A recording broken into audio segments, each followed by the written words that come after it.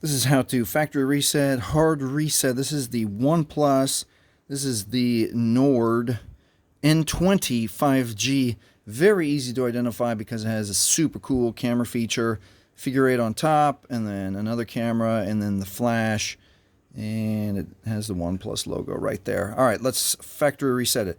We're going to do volume down and power at the same time. I always like to hold volume down just a split second first. Volume down, power. Okay, I'm going to feel it vibrate, and then the OnePlus logo comes on, and then I let go.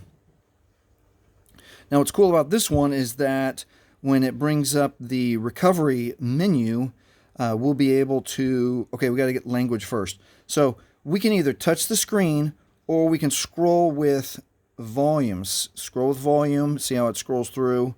I'm going to touch English.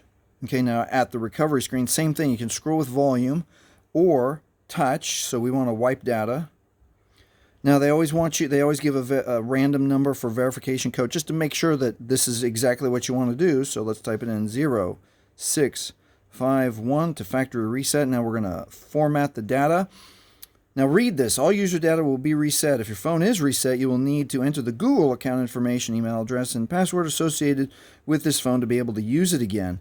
So keep that in mind. We are wiping the data, but if you've turned on the Find My Device, you've used your Google login and password, you will 100% still need to log in with your Google login and password to get into the phone.